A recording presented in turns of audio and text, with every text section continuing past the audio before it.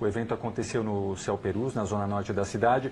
E quais são as principais demandas, já que a senhora percorreu Zona Leste, Sul e agora Norte, as principais demandas que a senhora tem anotado ali? Olha, são muitas as demandas, tem algumas que são mais características de determinadas regiões.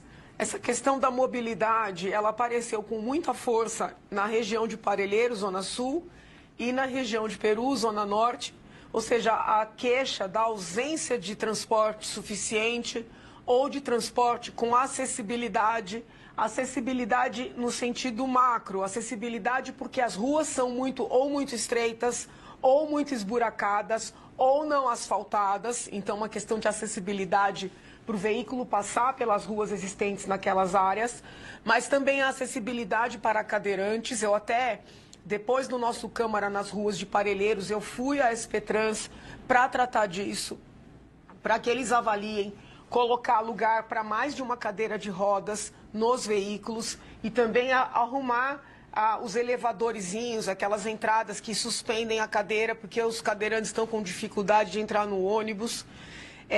Então tem também a discussão dos mini-ônibus, né, dos micro-ônibus, porque seja na Zona Norte, seja na Zona Sul, tem ruas que um ônibus grande não passa, mas as pessoas precisam chegar nas suas casas, entende? Então esse ponto da mobilidade ele aparece muito, falta de especialistas nos equipamentos de saúde, também é uma queixa que se repete bastante.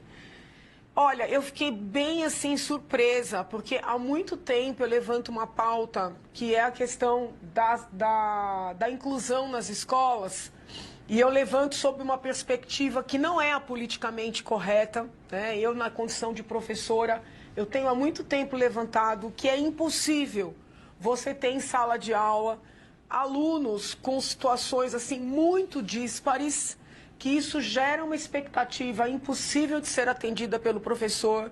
Por outro lado, isso gera uma frustração nos alunos, nas famílias e principalmente no profissional, que por mais que se esforce não vai conseguir atender.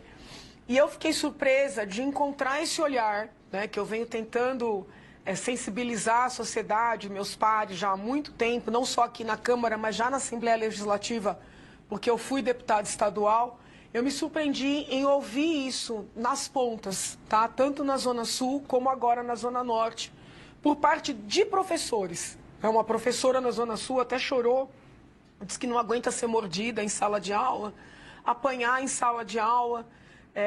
Um professor aqui também na Zona Norte reclamou. Vejam, não é questão de preconceito, é questão de falar a realidade, né? Existem doenças, deficiências, síndromes que são passíveis de serem tratadas, trabalhadas no coletivo, tá? Tem situações que são passíveis de ser trabalhadas no coletivo. Tem situações que não são.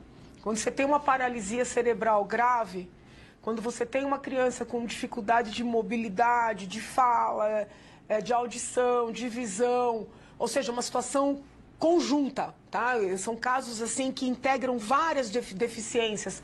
Você não tem como ter essa criança na mesma sala de aula das crianças que não têm deficiências tão significativas, porque você vai demandar a professora de forma que ela não vai conseguir atender o coletivo.